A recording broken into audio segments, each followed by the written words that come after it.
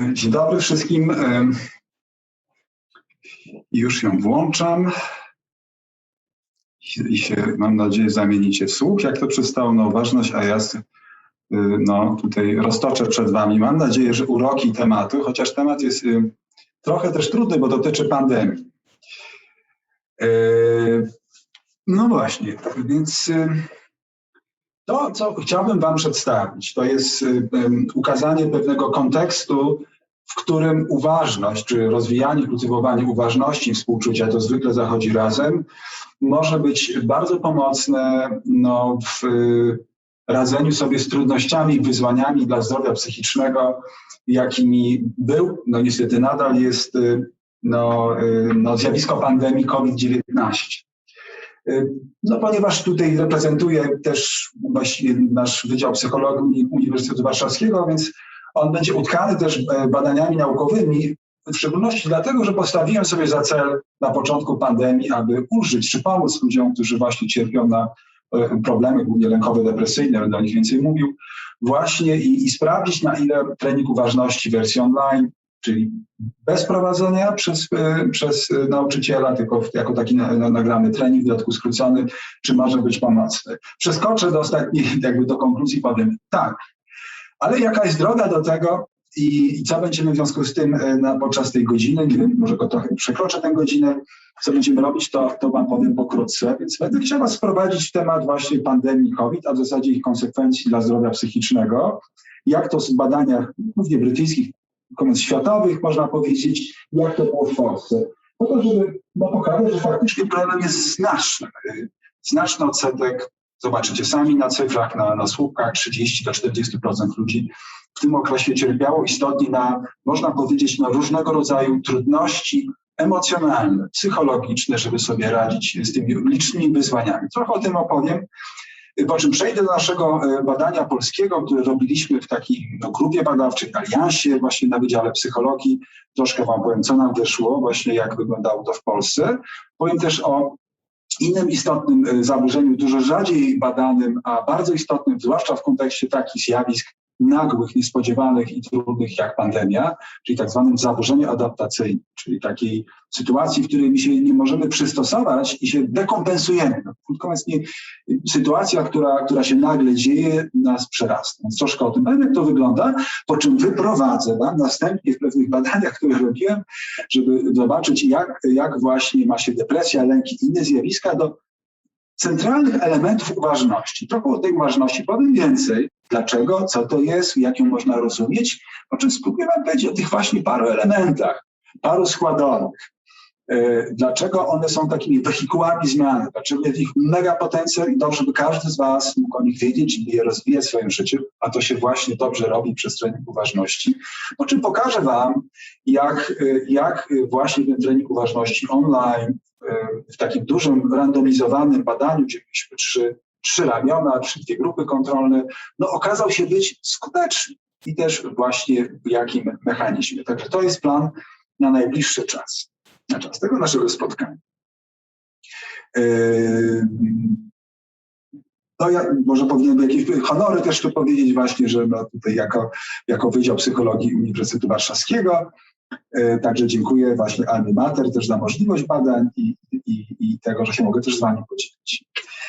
No dobrze, czyli pandemia COVID-19. Coś, do czego już przywykliśmy, do czego większość z nas jest już w miarę dobrze zaadoptowana, ale coś, co wisi gdzieś tam przed nami jako kolejna już potencjalna fala.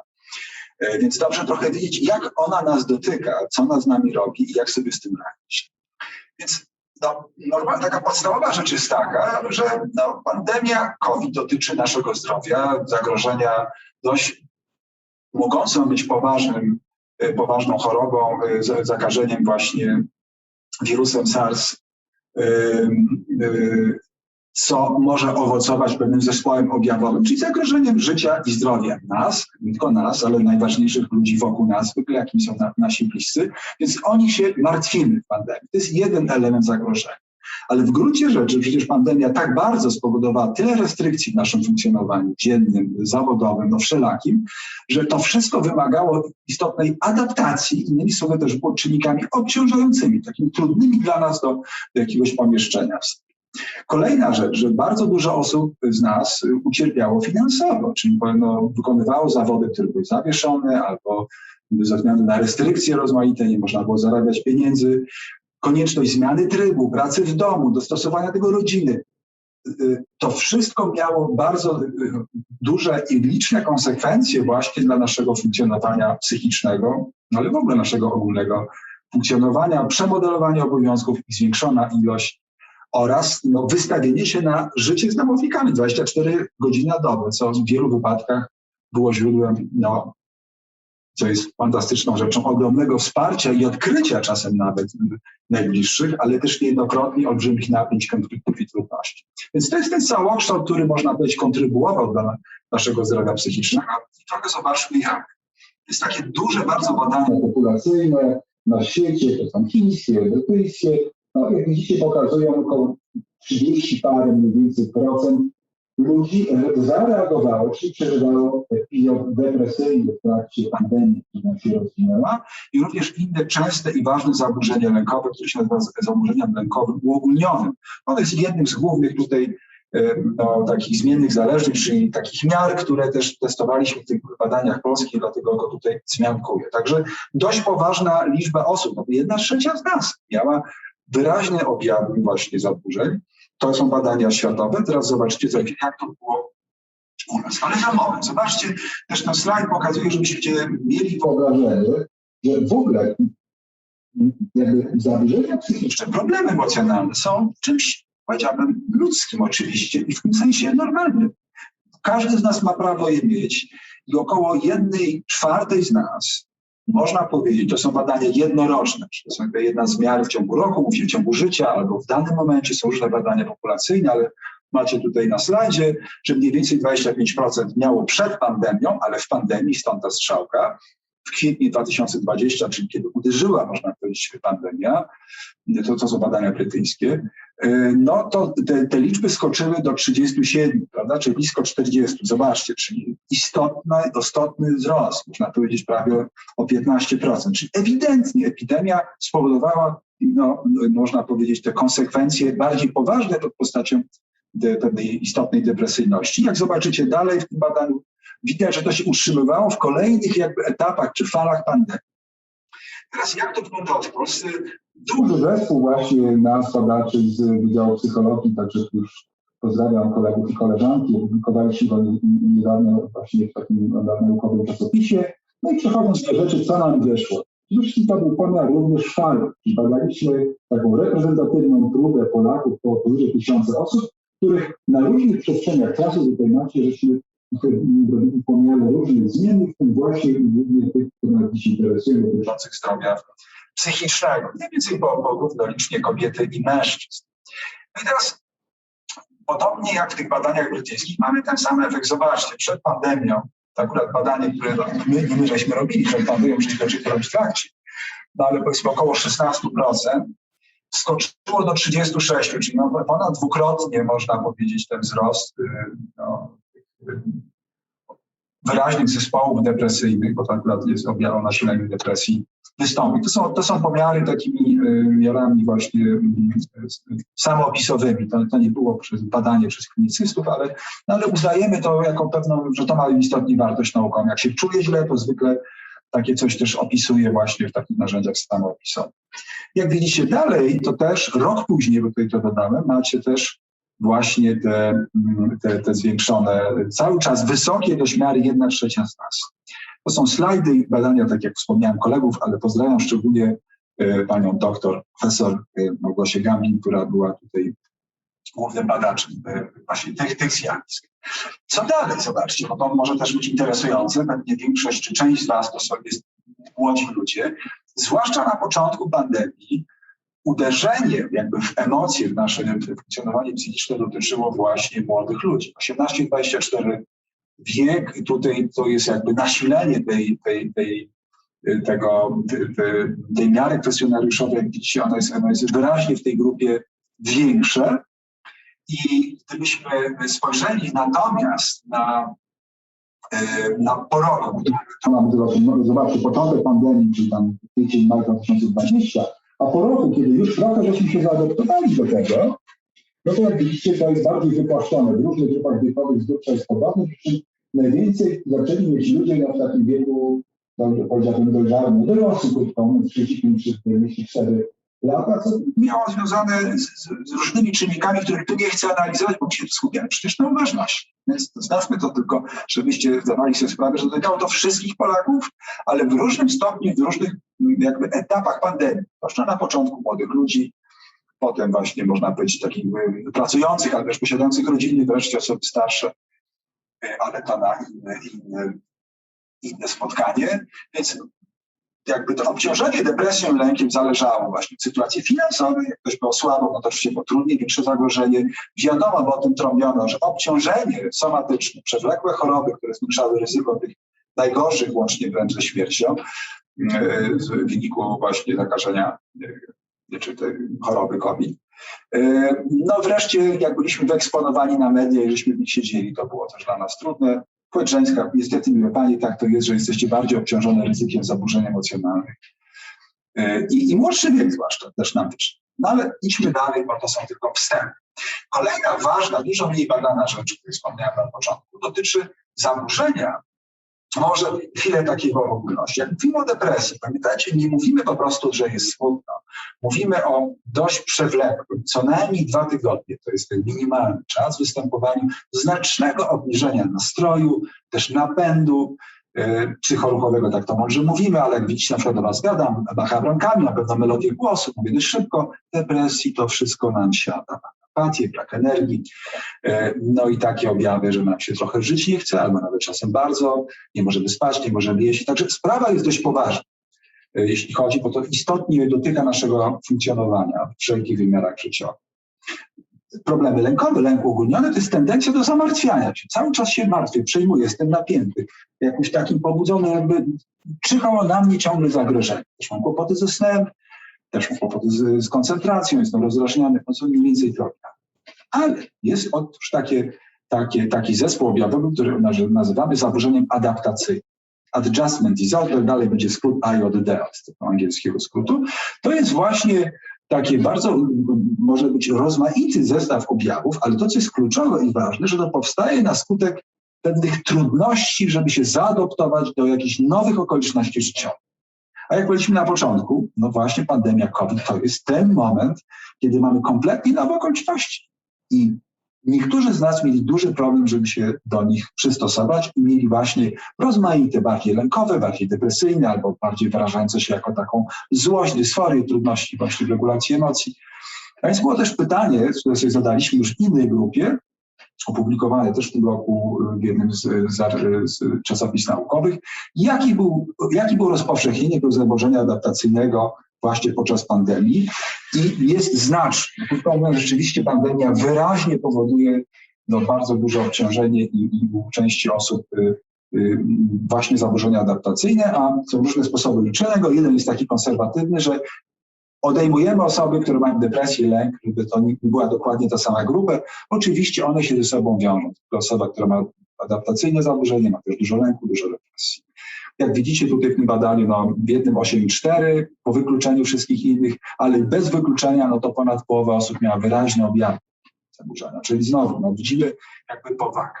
Teraz już powoli przechodzimy do tych rzeczy związanych z ważnością. Otóż robiliśmy dalej też w tym zespole z Małgosią Gambi badania takie pomiędzy różnymi falami, przed taką specyficzną metodą statystyczną, która pozwoliła nam ocenić predyktory, czyli przewidzieć to, jak bardzo, u kogo i z powodu jakich czynników depresja będzie dłużej ustępowała, będzie się dłużej utrzymywała. Bo normalnie jest tak, że każda żmija kiedyś miją, samo dotyczy depresji w pandemii, nie w pandemii, a w końcu zaczyna opadać. Najgorzej jest, jak jest taki przebieg chroniczny, albo taki trochę podstępny, że nic łazi, ale bardzo słaby. No i zadaliśmy sobie pytanie, słuchajcie, od czego zależy, czy zachowujemy, można powiedzieć, zdrowie emocjonalne, trochę uogólniając, ale kluczowy problem zdrowia psychicznego to jest właśnie problem naszego afektu, nastroju, czyli depresyjności. No, można do tego też dołączyć lęk, on często razem współwystępuje. No i słuchajcie, otóż co się okazało? Jest tu efekt, że coś się pojawiło, że was zainteresować, że najbardziej przewidywało na to, czy wolniej spada depresja, innymi słowy, czy się utrzymuje, to, jak ludzie regulują emocje. Używaliśmy takiego narzędzia do określenia trudność difficult emotional regulation skill, czyli regulacja trudnych emocji. No i rzeczywiście okazało się, że jak umiemy regulować, mamy tę zdolność, potrafimy to robić, mamy taką umiejętność, no to wtedy ta depresja nam szybciej, że tak powiem, spadała, była mniej dla nas kłopotliwa. Dlaczego o tym mówię? Bo trening uważności, czy pokażę swoje badania tam przed lat, i zmienię ją, poprawię ją. Czyli kolejny przesłanka, czy to uważność jest pomocna. Dobrze. Idźmy dalej. O, przepraszam, coś przeskoczyłem. Właśnie, ale uważność, że trzeba uważać. Nawet jest jakaś rewolucja od uważności. To jest słowo, które na pewno słyszeliście nieraz i nie dwa, więc dlatego tu jesteście. Jest dosyć modne. Już w tej chwili ta fala opada, już książki nie atakują z uważnością z pierwszych półek w księgarniach aktualnie, no ale cały czas jest to ważne zjawisko. No i teraz powiedzmy sobie trochę na jego temat, żeby tak troszkę razem to jakoś tutaj nazwać. Może później zrobię wam jakieś ćwiczenie, żebyśmy nadali temu też taką esencję poprzez swoje doświadczenie, bo uważność jest wokół doświadczenia, a nie ględzenia, gadania trochę, co ja tutaj za mnie uprawiam. Czyli pierwsza sprawa, jeżeli rozwijam świadomie uważność, można jakby ją mieć, ale nie mieć tego, natomiast uznajemy, można powiedzieć, tej tradycji jakby badań i tradycji treningu uważności, że to jest taka intencjonalna własność. Ja przyciągam świadomość do tego, co w tym momencie odczuwam. Na przykład teraz siedzicie i nie słuchacie, jesteście zatopieni może w tym, co robisz, mam nadzieję. Z drugiej strony spróbujcie się przełączyć trochę na doznania teraz ze słów. Doznania, które może odczuwacie też w związku z oddechem. Może też zauważcie, jak te rzeczy, te treści, które wam mówiłem, jak może odczuwacie w sobie jako dotknięcie emocjonalne. W uważności staramy się być świadomi, otwarci na to, co doświadczamy. Oczywiście, jak widzimy taki widok, jesteśmy w pięknej przyrodzie, jest to, można być naturalne. Wow, jak tu jest pięknie. To jest ten moment, że teoretycznie można powiedzieć, jestem uważny, bo zauważam, jak jest wokół mnie. Ale to, dlaczego my rozwijamy trening uważności, moi drodzy, to żeby się nauczyć tak być ze sobą, kiedy nie jest tak pięknie. A w nas często nie jest pięknie. Zwłaszcza nie jest pięknie, jak przeżywamy depresyjność, lęk, jak jesteśmy w dekompensacji właśnie takiej adaptacyjnej w COVID-zie, a przypominam, co nam weszło, 30-40% czasem z nas miało. Nie dziwne, że leki antydepresyjne w ciągu roku skoczyło 1 milion sprzedaż w Polsce. Naprawdę to ogromne wyzwanie i masę ludzi szuka pomocy. Wróćmy do uważności. Czy jeden aspekt to jest właśnie związany z uwagą i świadomością bieżącego momentu. Dlaczego to jest takie ważne? Bo my, jak bardzo często nam się wydaje, że jesteśmy obecni i świadomi, ale cały czas w głowie mamy ble, coś nam tam gada, tak jak tu ładnie widać u ciebie człowieka, o czym on myśli tu na chmurce. Aniu, czy widać mój kursor? Powiedz mi, jak tutaj jeżdżę, bo nie jestem pewien, czy widać kursor. Tak, widać. Widać, nie widać, Ania się zamyśli. Możesz ruszyć jeszcze raz, bo przed chwilą go widziałam, ale teraz zniknął. Chronicznych depresji wynika, czy wiąże się z nadmiernym uwikłaniem w strategię myślenia. Takie właśnie ruminowanie depresji, jak to nazywamy, zamartwianie lęku, zwłaszcza lęku ogólnionym, ideacji, obsesje w różnych innych formach problemów psychicznych. Problem leży w tym, że jesteśmy za mocno w głowie. Stąd między innymi rozwijamy uważność nie od 20, 10, 100 lat. To jest coś, co ma tysiące lat. Dużo więcej niż psychologia i nauki razem wzięte. Także to jest też piękne umocowanie w czymś takim bardzo starym i bardzo, nie boję się powiedzieć, mądrym. No właśnie, jak się zadawiamy, to chciałem o tym przypomnieć. To jest też ładnie, to pokazuje rysunek. Mamy bardzo dużo procesów, które nam pogarszają jakby nasze funkcjonowanie i podtrzymują tendencje do zaburzeń psychicznych. Jakbyście w mózgu sobie zajrzeli, wtedy to się nazywa resting state badania, czyli ludzie się po prostu wsadzą w skaner i nie mają żadnego polecenia, tylko po prostu sobie myślą o czymś. To zwykle zaczynają myśleć o czymś, co ich dotyczy i to w takim kontekście powiedziałbym trochę negatywnie. A co to będzie, czy mi się uda, co oni pomyśleli, czego ja, co to będzie. No i to się nazywa właśnie Default Mode Network. Jego uwikłanie w nasze codzienne życie, można powiedzieć, owocuje trudnościami emocjonalnymi. Uważność na to działa.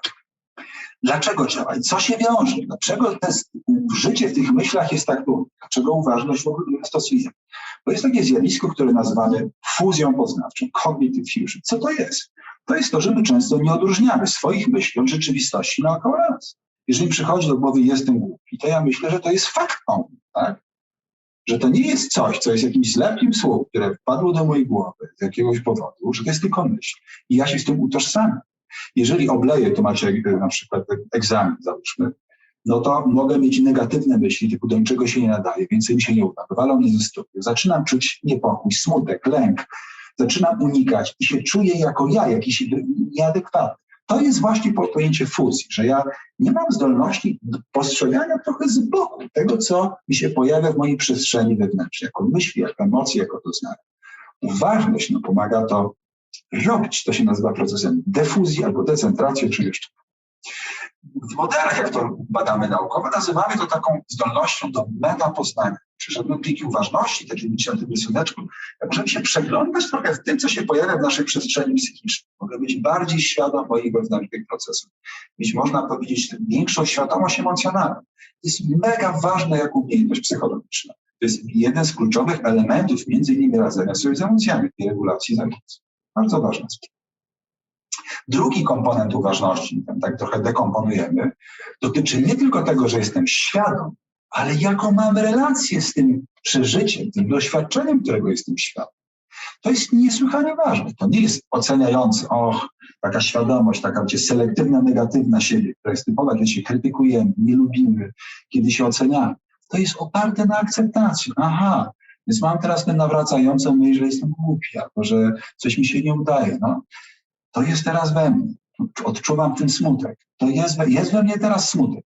I ja mam do tego życzliwszy stosunek. Mam do tego bardziej związany z akceptacją stosunek. Ja mogę mieć do tego więcej współczucia. Dlatego też te generyczne, czyli pierwotne słowa, które nawiązują do uważności w kulturach Dalekiego Wschodu, one w gruncie rzeczy zawierały w sobie również komponentę serca. Bo to nie jest intelektualne, rozumiem. To jest, że ja odczuwam. Ja się staram jakby pochylić trochę nad tym na przykład bolesnym doświadczeniem, które ja mam, czy ktoś ma, z uważnością. To do tego nawiążę, to jest bardzo ważny mechanizm, dzięki któremu uważność może być pomocna. Jak to znowu dekodujemy nauką, to uważność tam dużo rzeczy robi w mózgu, różne procesy się w tym wiążą, ale wydaje się, i to zaznaczyłem też tymi kółeczkami, żeby było czytelniej, że rozwijanie w ćwiczeniach uważności, dzięki obserwacji oddechu, skanowaniu ciała, rozmaitych praktyk uważności, rozwijamy zdolność właśnie do tej defuzji, znaczy nazwać decentracją, do zmniejszania tego koncentracji na ja, tego zajęcia się sobą, a zarazem zwiększenia czegoś, co nazywamy współczucia do siebie. Niesłychanie nośny, ważny i ciekawy konstrukt, też bardzo dużo ciekawych rzeczy mi wyszło w badaniach, które dzisiaj wam nie opowiem na temat tego też pandemii.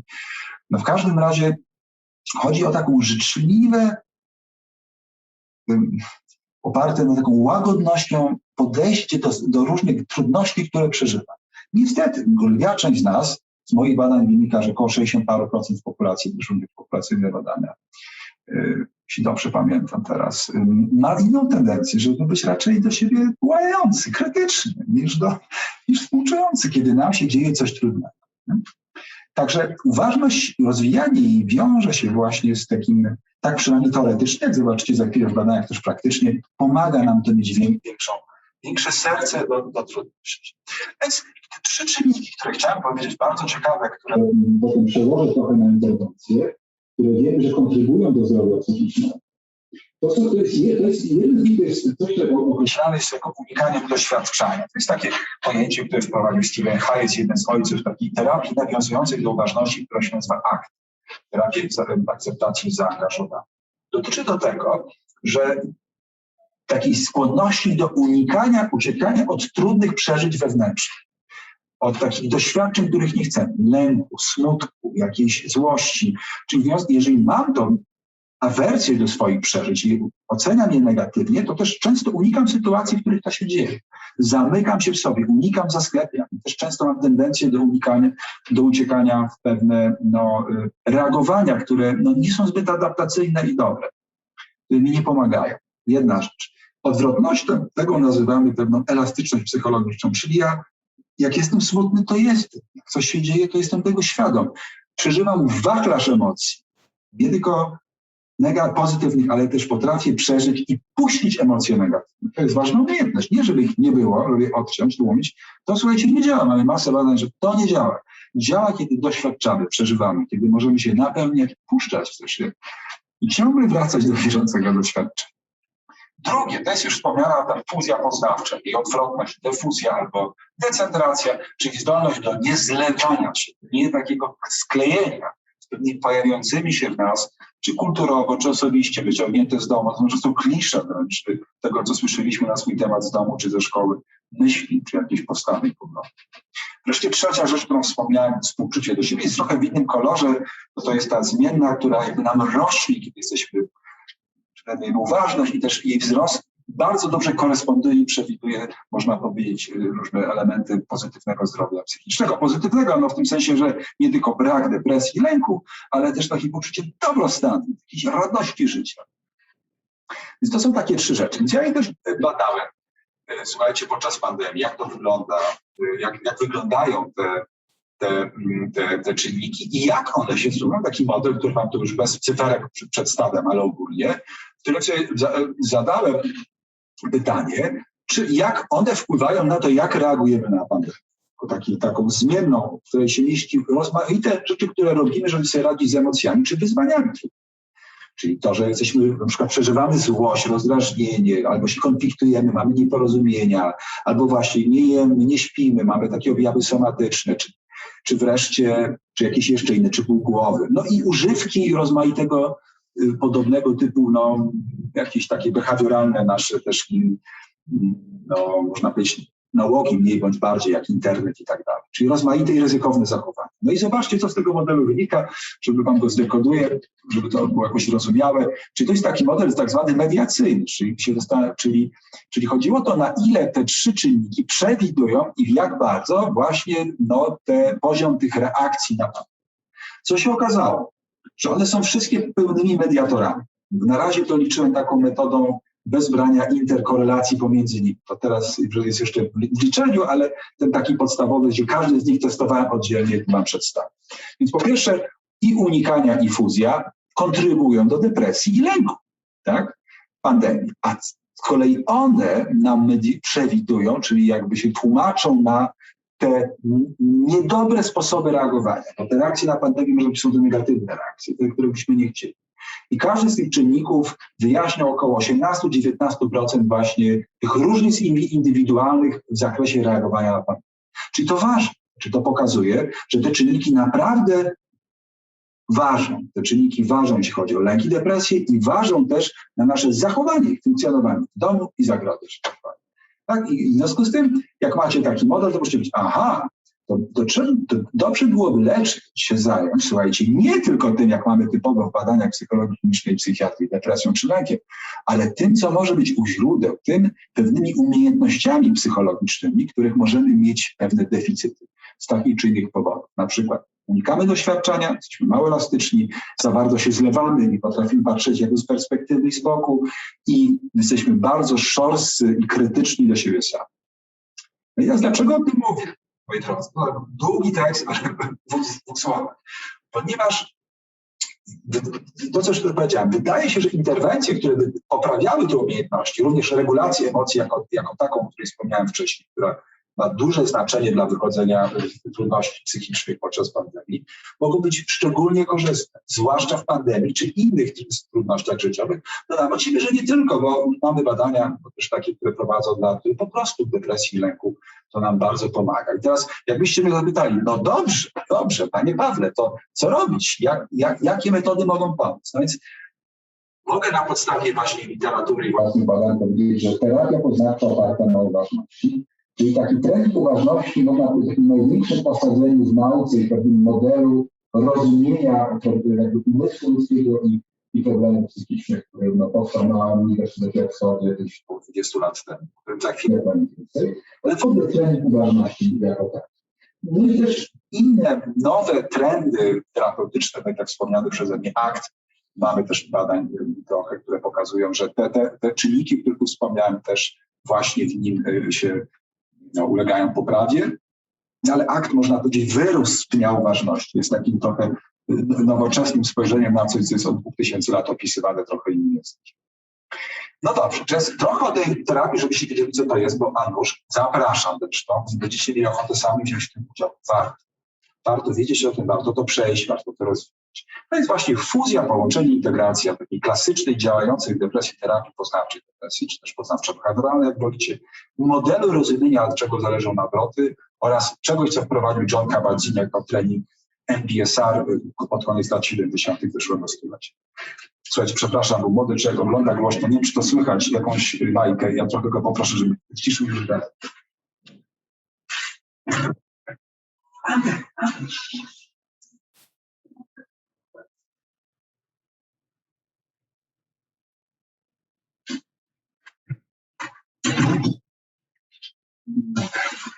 Przepraszam bardzo, już wracam. Już jestem.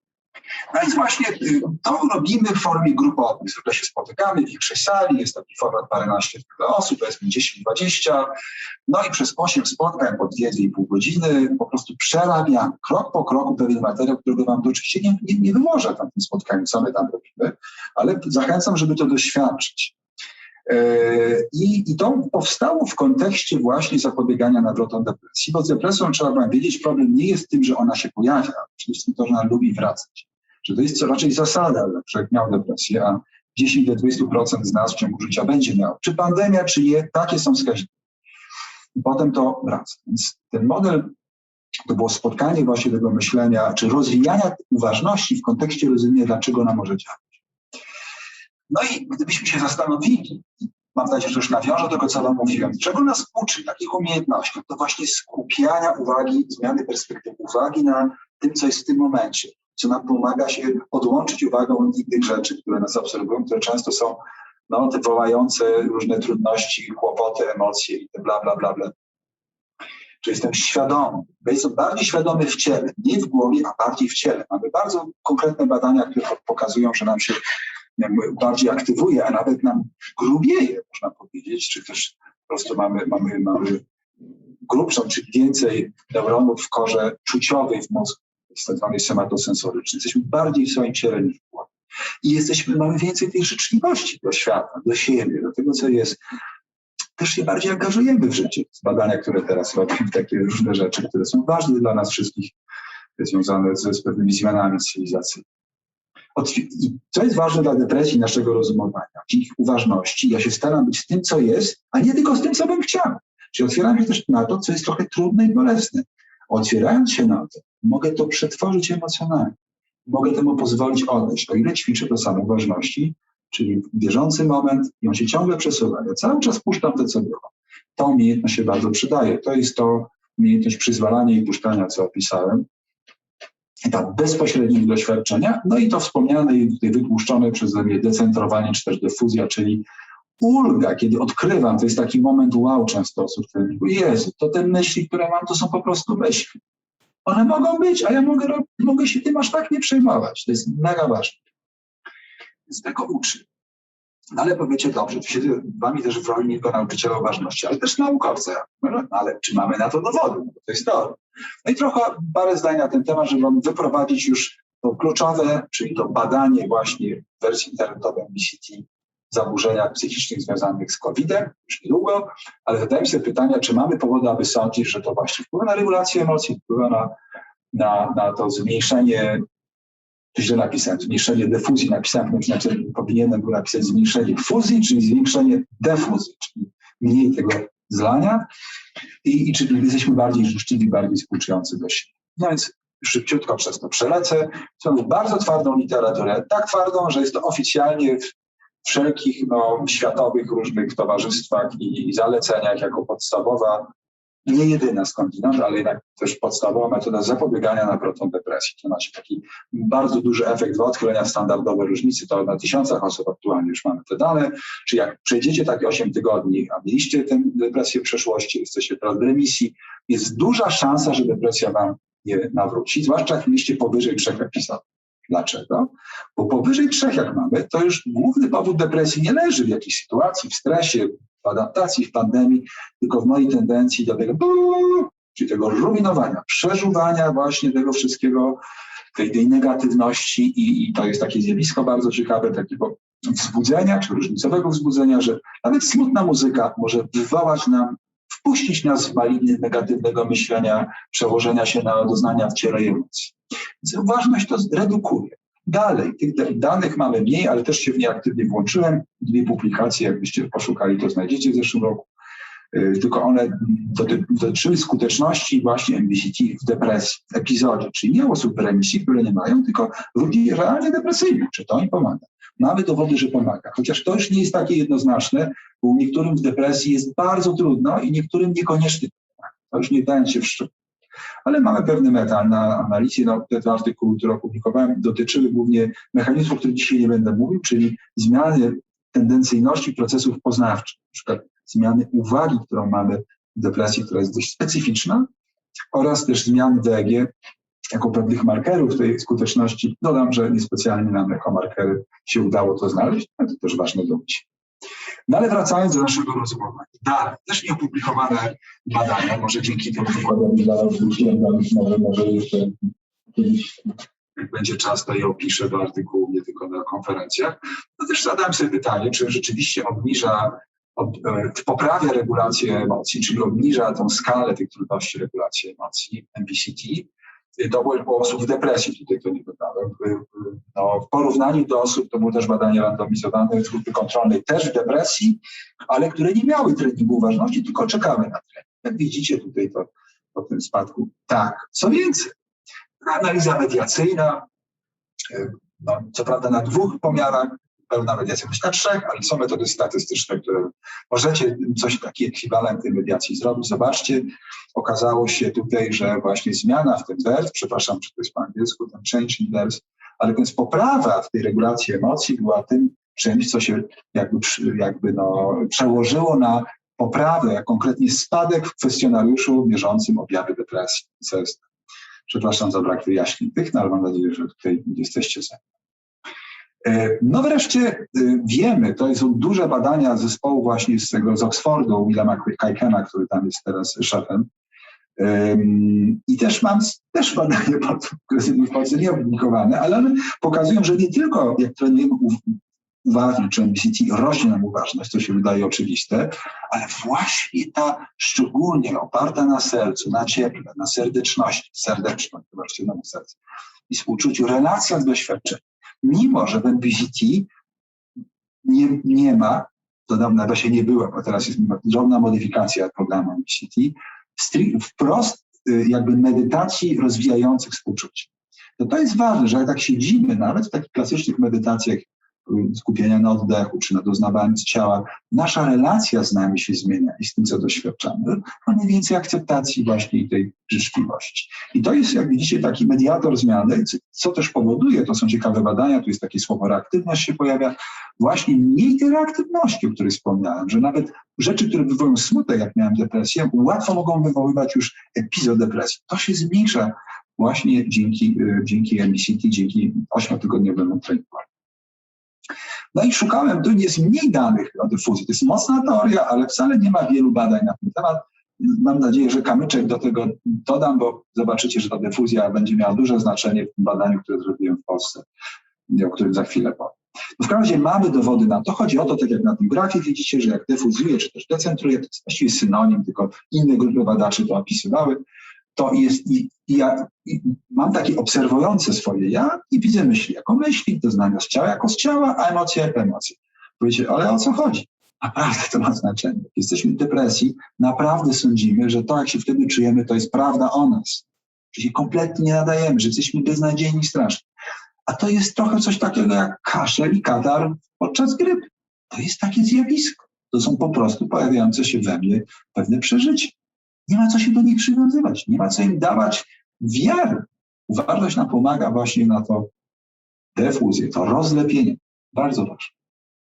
No więc przechodząc, no bo czasu stało z 20 minut, myślę, że będzie dobrze, do tego badania właśnie, w którym sobie zadałem pytanie, w takim poczuciu, że naprawdę nas trafia pandemia i naokoło mnie i pacjentów, i ludzi, studentów, i znajomych, no bardzo silne reakcje emocjonalne. Więc pomyślałem, dobrze, no zajmuję się uważnością, no, uczę jej, rozwijam. Zobaczmy, czy ona działa. Ale ponieważ nie mogliśmy się spotykać wszyscy przecież normalnie w formie jakby face to face, to pomyślałem, no dobrze, to zróbmy w formie online, zwłaszcza, że trochę literatury było online na ten temat. Poprzez pewien właśnie taki trening, można powiedzieć, online'owy, ale chciałem go zrobić w taki sposób, inny niż dzisiaj z wami, że ja mówię do was i może zrobię wam ćwiczenie, nie widzicie, jesteśmy w jakiejś relacji. To było zrobione jakby w taki sposób, że osoby, które weszły w to badanie i przeszły przez to, mogły sobie same regulować, kiedy to robią, ile tego robią. Czyli to było tak zwane asynchroniczne, niekierowane. Także taki specyficzny format. Mało tego, wiedząc, że trochę ludzi ma kłopot z tym, że to jest 2 miesiące, się rozpręża, pomyślałem, dobra, zrobię coś takiego, że skrócę to. Jakoś tak pomyślałem, jak to zrobić dobrze, żeby to się trzymało kupy, jeśli chodzi o jakby taki, teorię, która tam jest w ćwiczeniach, i zrobiłem to w formie miesięcznego treningu. No i zadałem sobie pytanie, czy to działa na te kluczowe zaburzenia związane z COVID-em psychicznym, czyli zaburzenia adaptacyjne, oraz czy to działa przy okazji na depresję i lęk. Właśnie u osób w związku z COVID-em. Też były pytania, które jakoś próbowały to wiązać do pewnego stopnia, na ile to też ma związek z tym, co się dzieje w tym momencie w tym życiu. A jak żeśmy powiedzieli, podczas tych fal COVID-u, to rzeczywiście był bardzo silny brak. No dobrze, no i tak wprowadzenie, to już właściwie to powiedziałem, więc MBCT wiemy, że bywa skuteczna, ale mało wiemy, czy jest skuteczna w problemach związanych z COVID-em. Takich badań w zasadzie nie było, jakieś tam chińskie znalazłem. Nie wiem dzisiaj, bo ostatnio nie zaglądałem, chociaż piszę artykuł na ten temat przy dłuższego czasu. Mam nadzieję, że będzie dobry artykuł i że będzie ciekawy. No w każdym razie kluczowe było pytanie, no właśnie w tej formie online, zaburzeniach związanych z COVID. No i słuchajcie, żeby coś takiego sprawdzić, zrobić to dobrze naukowo, to nie wystarczy po prostu skrzyknąć ludzi tam z tramwaju, zaprosić czy coś. Trzeba to zrobić metodami, które ujmujemy jako takie metody, powiedziałbym właśnie metodologię naukową, o czym za chwilę powiem. No, tu właściwie powtórzyłem to samo jako pytanie badawcze, czyli czy ta skrócona właśnie powoduje poprawę i też trochę chciałem zrozumieć, w jaki sposób. Zadając sobie pytanie, jakimi mechanizmami to będzie, ta ewentualna zmiana będzie kierowana. No ale wracając do metody, to żeby zrobić badanie nad skutecznością interwencji terapeutycznej, czy to farmakoterapii, w normalnych badaniach medycznych, czy psychoterapii, powiedzmy w takich badaniach bardziej psychologicznie zorientowanych, potrzebujemy mieć grupę kontrolną i taki dobór losowy, który robimy tak zwaną randomizację. Trochę takie rzuty monetą. Nie to, że ja bym powiedział, to pan pójdzie do tego, a pani do tamtego. Bo to już jest jakby pogwałcenie tego właśnie warunku jakby pewnej neutralności. To jest ważne, słuchajcie, bo ludzie niestworzone rzeczy opisują, ale mogą mówić, że coś działa na podstawie swojego doświadczenia. Ale tam nasz umysł tak bardzo chce, żeby coś było tak, jak on sądzi, żeby zapewnić jakąś obiektywność, bo to jest to słowo, rzetelność, czy trafność, właśnie potrzeba zrobić badania z grupami kontrolnymi i randomizacją. To się nazywa RCT, tak z angielskiego, Randomized Control Trials, czy trial. No i teraz pomyślałem, no dobra, to zróbmy bardziej zaawansowaną metodę. Weźmy nie tylko typową, tak zwaną bierną grupę kontrolną, którą używałem w moich badaniach dawniej, czyli tak zwanych osoby z danym problemem, które czekają na interwencję, to jest tak zwany waiting list, czyli lista oczekująca, ale weźmy osoby, które mają inny rodzaj interwencji, która wiemy, że ma szansę działać. No i tutaj z tych prawie 800 osób, które początkowo wyraziły zgodę przez całą drabinę różnych tam, nie będę wam opowiadał dokładnie, jak to wyglądało. No w gruncie na koniec mieliśmy właśnie 300 osób, które poważnie spełniały te kryteria zaburzenia adaptacyjnego w pełni, czyli miało wyraźne zaburzenia emocjonalne związane z COVID-em i losowo je przydzieliliśmy właśnie do tej internetowej treningu uważności oraz czegoś, co się nazywa Progressive Muscle Relaxation, czyli albo trening relaksacji Jacobsona, czy relaksacji progresywnej Jacobsona. To jest też taki systematyczny sposób rozwijania zdolności do odprężania, relaksowania, uspokajania ciała i umysłu, który też wiemy z literatury i badań, że jest pomocny, na przykład w lęku ogólnionym czy różnych stanach napięcia. Więc to była ta aktywna grupa oraz około i też 100 osób oczekujących. To było badanie, które ta interwencja, jak wam mówiłem, trwała miesiąc, czyli przed tym i po tym oraz miesiąc po, jako tak zwany follow-up, czyli pomiar odroczony, ludzie byli badani właśnie metodą kwestionariuszową, wszystko było online, z tymi głównymi zmiennymi, które już wam powiedziałem, czyli kwestionariusze, które mierzą zaburzenia adaptacyjne, lęk, depresję, lęk uogólniony. Lęk uogólniony to jest specyficzny rodzaj lęku, to nie jest to samo co lęk, też jako tak, to już takie niuanse, zostawmy je dzisiaj. I też te miary, które tutaj wam opowiadałem, czyli współczucie, defuzja i unikanie doświadczeń. To go nie przewidziałem. To jest drabinka, tak zwany flow, też z artykułu wycięty, który piszemy. No w każdym razie, krótko mówiąc, to jest to powiedziane. Czyli te różne piętra tego schematu, który mówię, nie znało się bada. No i interwencji też już wam mówiłem, skrócona, to były 6 modułów, 3 ramiona, czyli te 2 grupy porównawcze, 1 aktywna, ludzie też coś robili. Bardzo podobny format, też taka sama długość, też ilość modułów, także zbliżone, bo o to chodzi, żeby to były podobne, żeby je porównać. Narzędzia, to już akurat tutaj tylko 2 opisujemy, może ich było więcej, ale to takie ciągle pojawiające się dzisiaj, bo też w tych pierwszych badaniach słynne PHQ-9 i GAD-7, to takie skrócone, dość dobre narzędzia do oceny właśnie nasilenia depresji, samoopisowe narzędzia i lęku ogólnionego. One dopytają po prostu o kluczowe objawy w pewnej skali i mają swoje, że tak powiem, dobre w miarę własności, tak zwane psychometryczne. Czyli sobie jakby opisują to, co powinny zgłosić. Dlatego uważamy, że są sensowne. No i tutaj, słuchajcie, przeskakuję. Widzę, że próba animacji nie wyszła. Przygotowywałem to, że to się pojawiało, ale wszyscy się naraz trudno, nieważne, ale po kolei. Słuchajcie, to może być mało czytelne, ten rysunek, ja wam razie, znaczy ta tabela, ja wam opowiem. Trudno mi było to graficznie, pomyślałem, że po prostu zrobię to tak, jak w artykule robimy, czyli metodą tabeli. Zobaczcie, to jest porównanie właśnie odpowiednią metodą statystyczną tych 3, jak widzicie, ramion. Z tego najbardziej nas interesuje, to jest to główne pytanie badawcze, czy MBCT, czyli trening uważności online, działa. ADNM to jest kwestionariusz właśnie oceniający zaburzenia adaptacyjne. No i moi drodzy, rzeczywiście efekt był istotny dla 2 rodzajów odżywiań. Nie tylko po tym miesiącu. Okazało się, że ludzie w treningu relaksacyjnym również mieli istotne zmniejszenie nasilenia i też odnośnie zmniejszenia nasilenia na tym kwestionariuszu ADNM-u, ale też ilość osób, które przestały mieć kryteria. Ten efekt był, to widać po średnich przed i po, był większy, można powiedzieć, ale to nie są różnice istotne pomiędzy nimi dla treningu uważności. Natomiast jak spojrzycie na objawy depresji, lęku ogólnionego, to jest to PHQ, GAD-7 wspomniany przeze mnie i HADS, to jest takie inne narzędzie, które mierzy i depresyjność, i lęk. Można go traktować też jako zbiorczo, taką, można powiedzieć, taki distress czy stres emocjonalny. To tu się okazuje, że tu były istotne różnice, ale już nie tylko między treningiem uważności online, a waiting list, czyli tą grupą kontrolną. Czyli wyraźnie dla tych innych objawów mamy efekt jednak, można powiedzieć, najsilniejszy i największy dla treningu uważności. Ten efekt jakoś też było widać, że ten relaksacja progresywna też ma pewne korzyści, ale nie takie jak trening uważności. Follow-up po miesiącu wykazał utrzymanie się pozytywnych efektów, czy jak komuś była redukcja objawów, to ona się utrzymała po miesiącu i po tym miesiącu nie było różnic pomiędzy tymi interwencjami. Krótko mówiąc, co najmniej miesiąc utrzymująco też jest dobrą nowiną, bo wiele badań nie bada efektów odroczonych, tylko się zatrzymuje przed i po. Efekt odroczony jest trudniej badać, ludzie często nie chcą robić po miesiącu kwestionariuszy. W każdym razie, tak to wygląda.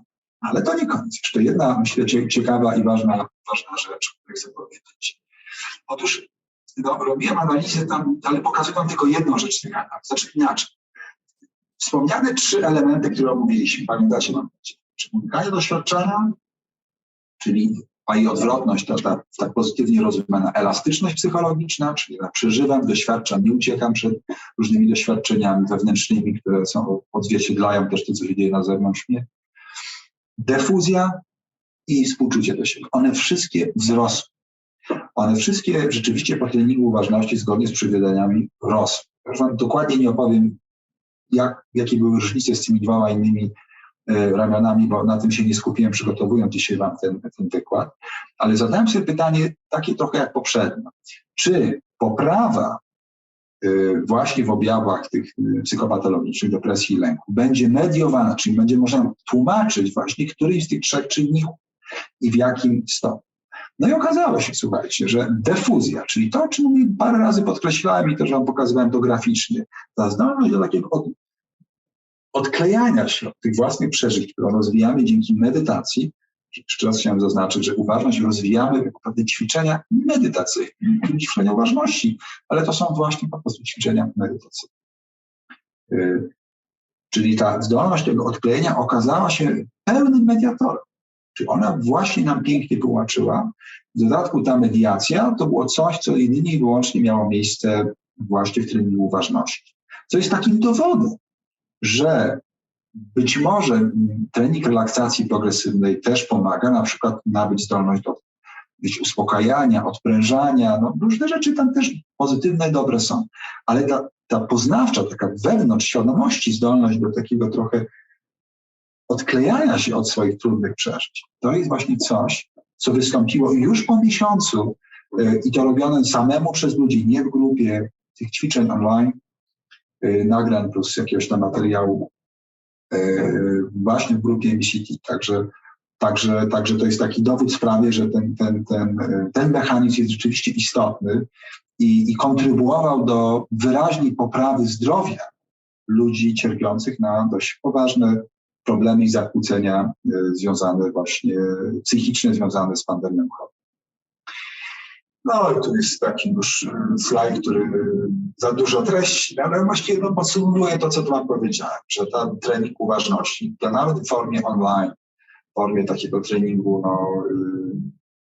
właśnie bez prowadzenia, wyraźnie poprawił zdrowie psychiczne osób, które były w trakcie różnych solidnych trudności, problemów tego zdrowia psychicznego podczas pandemii. Także to jest w pewnym sensie rozszerzenie czy nowość w literaturze, także jak już na paru konferencjach międzynarodowych, światowych mówiłem, to takie duże zainteresowanie. Że to jest jakieś rozszerzenie, zwłaszcza, że udało się wykazać, że również ten adaptacyjne zaburzenie reaguje na trening uważności, a tego do tej pory nie wiedzieliśmy. No ale też chciałem powiedzieć, że ten trening relaksacji progresywnej ma sens. To jest też coś, co wiemy trochę jak działa. To też są mechanizmy, no wiecie, na przykład jak przeżywamy napięcie psychiczne, mamy automatycznie napięcie mięśniowe. Jest też taki zwrotna relacja. Mamy napięcie mięśniowe, mamy napięcie psychiczne. To nas uczy w taki przemyślny sposób właśnie odprężania ciała, a przez to odprężania umysłu. To też, tak jak wam mam nadzieję tutaj pokazałem, to też jest pomocne, też powodowało poprawy w różnych zakresach. Nie taką jak uważność, ale jednak wyraźnie. Więc do tego was też zachęcam, do wszelkich form zwiększania umiejętności regulacji emocji i akurat nie badałem tutaj, ale żebyście zapamiętali właśnie, że te rzeczy związane z defuzją, z rozwojem tego życzliwego stosunku do siebie i akceptacji, otwierania się na rzeczywistość, jaką jest, nie unikanie tego doświadczania trudności, to jest coś ważnego w ogóle w życiu i że to możecie w różny sposób rozwijać, ale jedną z dróg, o których ja dzisiaj mówiłem, dość poznanych, to jest droga poprzez właśnie ćwiczenia medytacyjne, czyli praktykowanie uważności. Dodam jeszcze, bo może to was zainteresuje, że w trakcie pandemii razem ze studentami od nas Wydziału Psychologii na Uniwersytecie Warszawskim, żeśmy wymyślili taki pomysł, żeby właśnie robić takie otwarte spotkania, gdzie ja i jeszcze jeden nauczyciel uważności, Filip Kołodziejczyk, prowadziliśmy takie po prostu otwarte praktyki na Facebooku, tam coś żeśmy trochę takiego wstępu z mojej strony było różnego. W każdym razie to cały czas wisi, tak jakby ktoś z was chciał sobie posłuchać i jakoś popraktykować w tej formie, to też jest właśnie cały czas na SKN Mindfulness, to jest to podstrona na Facebooku właśnie, gdzie te nagrania i też inne rzeczy są dotyczące uważności. To jest taki slajd bardzo ogólny, ja go rozszerzę, bo chciałem wam powiedzieć, że medytowanie czy uprawianie uważności jest naprawdę zdrową aktywnością i zupełnie na inne nasze spotkanie mogłoby wam być, dlaczego, jak to pomaga w zdrowiu też fizycznym, jak nam ma szansę wydłużyć wręcz życie, a nie tylko nasze zdrowie psychiczne. No ale mam nadzieję, że to dzisiejsze spotkanie jakoś też pomaga nam zobaczyć, jak w takich doraźnych, a ważnych wyzwaniach zdrowia psychicznego to może być pomocne. Na końcu zakończyłem, że też zmienia mózg, bo mamy na to dowody. Akurat tutaj ich nie przedstawiałem, bo te badanie tego nie dotyczyło, ale że tam się różne rzeczy pozytywne dzieją, nie w jakimś przestrzeni umysłu, ale też na poziomie, można powiedzieć, takim strukturalnym czy funkcjonalnym, czyli te pradawne metody, kiedy my się uczymy właśnie świadomego kierowania uwagi i takiego bycia z tą uwagą i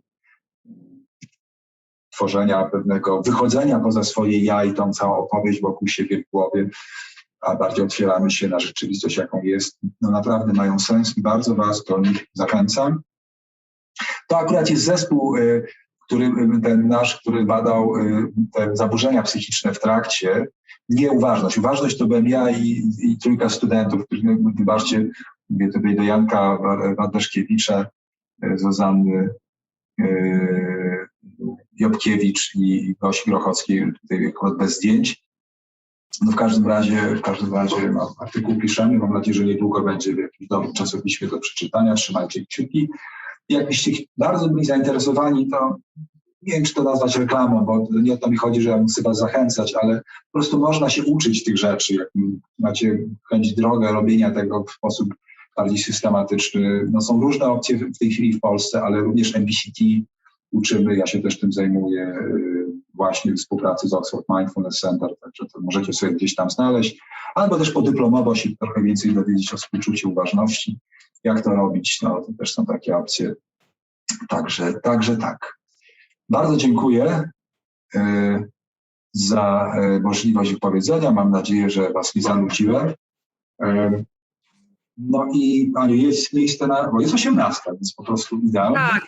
Jesteśmy czasowo jesteśmy idealnie i myślę, że to też dobry moment, żeby zadać pytania, jeśli Państwo mają jakieś pytania do naszego prelegenta.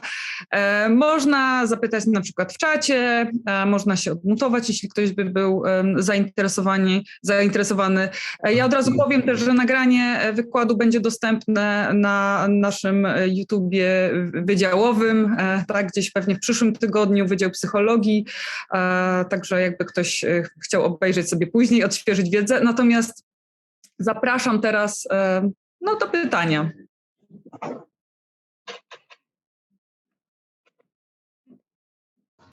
Dzień dobry, słychać mnie? Słychać, tak? Dzień dobry, dziękuję za wykład. Mało usłyszałem, bo Zoom to jest strasznie zła technologia, no i dziękuję, że będzie nagranie, jeszcze raz sobie obejrzę.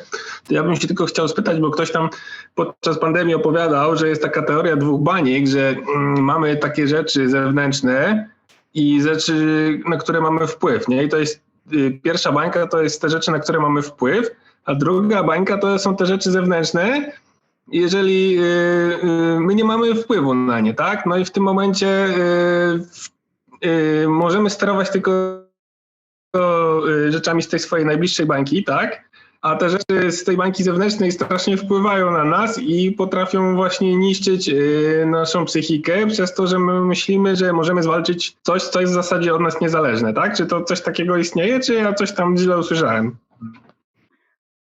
Tak, słuchajcie, ja w ogóle pokażcie się, oczywiście jeżeli chcecie, bo to jest nagrywanie, każdy chce pokazać swoją twarz, ale byłoby miło, ale... Twarze uczestników nie są nagrywane, to też od razu chciałabym nadmienić. Nagrywamy tylko ekran i prezentację. Ale ja się nie ogoliłem, to się nie pokaże. Okay. Jak widzisz też. Dobra, wracając do twojego pytania. To jest rzeczywiście ważna rzecz, taka też mądrość życiowa, ale też można być psychologiczna, no, że jest taka... Może słyszycie, modlitwa do Świętego Ducha, zdaje się, że tak to się nazywa. Jest to jednym z wezwań, czy takich też słów, czy raczej, może modli wręcz, używanych na przykład w grupach anonimowych alkoholików, czy innych anonimowych grup, które mogą uzależnić, bo ona właśnie mówi o tym, o czym ty mówisz. To jest takie wezwanie, abym umiał, ja nie wiem, czy ja to dobrze pamiętam, no trochę sparafrazuję, czyli abym umiał właśnie, Panie Boże, czy Losia, abym umiał jakby odróżnić, czy wiedzieć to, na co mam wpływ, na co mam i od tego, na co nie mam, żebym umiał te rzeczy odróżnić i żebym miał odwagę właśnie angażować się w te rzeczy, na które mam wpływ, a odpuszczać tamte, na które nie mam. To jakoś było ładniej powiedziane niż ja, ale mam nadzieję, że oddałem jakby ideę tego. Ale coś takiego się wyłania też w badaniach oczywiście, czyli takie, mówimy czasem locus of control, albo sense of agency, albo inne pojęcia, które o takim poczuciu samoskuteczności, czyli jak ja mam poczucie kontroli, albo że coś ode mnie wypływa, to jakby się kontrybuuje bardziej do poczucia sprawstwa, do mojego też poczucia dobrostanu. I faktycznie to jest mądrość życiowa. Uważność bardzo w tym pomaga, żebyśmy przyjęli i zaakceptowali rzeczywistość, jaka ona jest, również tę zewnętrzną, którą nie mamy wpływu. Ale moi drodzy, my też nie mamy masy rzeczy wpływów na nas, tylko tak myśmy chcieli. Całe życie próbujemy się zmieniać, agresywnie wręcz, wodząc rozmaite formy treningów, które nas mają udoskonalać, upiększać. Mamy obsesję wokół tego, nie akceptujemy siebie. Sądząc, że mamy wpływ na pewne rzeczy, które po prostu są jakie są, na przykład to, że przychodzą trudne emocje, że się też starzejemy i całą masę innych rzeczy. Czyli taka zdolność do odróżniania tego jest czymś, co też czasem określamy mądrością, szczerze mówiąc. Taki wise reasoning jest takie pojęcie. Taka zdolność przyjmowania trochę rzeczywistości. To niekoniecznie chodzi o intelektualną mądrość, tylko taką mądrość właśnie ludzką, życiową. Więc w tym sensie są takie bańki, ale nie tylko ważne, czy one są, tylko jest ta nasza percepcja tych bańk. Na ile ja mogę czuć, czy myśleć, czy postrzegać, że nie mam wpływu, a tak naprawdę mam. I odwrotnie. Mogę sądzić, że mam nadmierny, a w gruncie rzeczy nie mam. Więc to jest coś, nad czym również pracujemy, można powiedzieć, w psychoterapii, czy w jakichś treningach psychologicznych. Chcę zaznaczyć, że rozwijanie uważności czymś nie jest psychoterapią. Jest pewnym treningiem właśnie świadomości, można być umysłu, przekładającym się na takie właśnie własności jak regulacja emocji, ale nie jest to psychoterapia, czyli gadanie, jakby nadawanie znaczeń i operowanie tym nie. Nie wiem, czy odpowiedziałem. Ale... No to teraz mam super techniczne pytanie. Jak to wszystko wytłumaczysz mojemu sąsiadowi lat 70? Bo on po prostu się wszystkim denerwował podczas pandemii i już dochodziły do takich sytuacji, że się denerwował nawet meczami siatkowymi i po prostu aż mu łzy leciały, bo coś nie wychodziło na meczach. Słuchaj, to jest to, o czym mówiłem w tym, pamiętacie, była taka zmienna reakcja na pandemię. Ona otwierała ją tam, napisałem tylko drażliwość, ale właśnie to, co opisujesz, taka łatwość właśnie irytacji, złość. Bardzo często, jak zaczynamy mieć dużo stresu, trochę właśnie nie radzić sobie z emocjami, to mamy dużo złości naokoło i łatwą też skłonność do takiego też przeżywania emocji. Posłuchaj, na to remedium to jest więcej współczucia. Nie próbuj go zmienić. Dodawaj mu otuchy, wyrażaj rozumienie, potwierdza jego emocje. To są bardzo rzeczy ważne. Bądź trochę z nim. On swoje przeżył. Dobra, ja nie jestem księdzem, spokojnie. Dziękuję, że to powiedziałeś, bo słuchajcie, tylko jedna rzecz. Jak słyszycie słowo współczucie, to możecie tak zareagować, jak masz na imię? Bo jesteś jako funky cover. Nie wiem, co to jest, jak się nazywasz. Jak masz na imię, byś powiedział? Marek, powiedziałem już. Arek, tak? Okej, przepraszam, jakoś nie dosłyszałem. Arek, to ważna uwaga. Słuchajcie, operujemy to takim słowem, które możecie kojarzyć tak kościelno, nie wiem jak, tak moralizatorsko, jakieś współczucie. Zapomnijmy, że to jest to słowo. Ono ma pewne skojarzenia, które nie mówią tym, o czym ja tu wam mówię. Chodzi o takim życzliwym sensie. Nieoceniający. To jest coś, co ma ogromne przełożenie na zdrowie psychiczne nas i naszego otoczenia międzyludzko. I sobie nie ma przepisu, żebyś mu to wytłumaczył, bo tego pewnie nie możesz zrobić, ale jak będziesz na to reagował takim większym rozumieniem go, to może ten człowiek będzie się czuł troszkę lepiej z tym i może będzie się mniej złościł, denerwował. Bo złość, a propos połączyć twoje pytanie pierwsze z tym, jest często naszą reakcją na sytuację, której postrzegam, że nie mogę zmienić. Złość ma taką ewolucyjną funkcję, że ona powstała jak wizja rozbieżna, że coś mi się należy, coś jest niesprawiedliwe, wkurzam się i to wkurzenie i powiązane z tym pobudzenie pozwala mi często coś zmieniać. To ma taki sens, ale tutaj trudno pandemię, od nas to nie zależy, nie możemy się aż tak na to wkurzać. Innymi słowy, zobaczcie, mówimy tu o jak regulować swoje emocje, jak je przeżywać. Także dziękuję Ci bardzo za pytania. Dziękuję bardzo. Dziękuję bardzo. Czy jeszcze są jakieś pytania?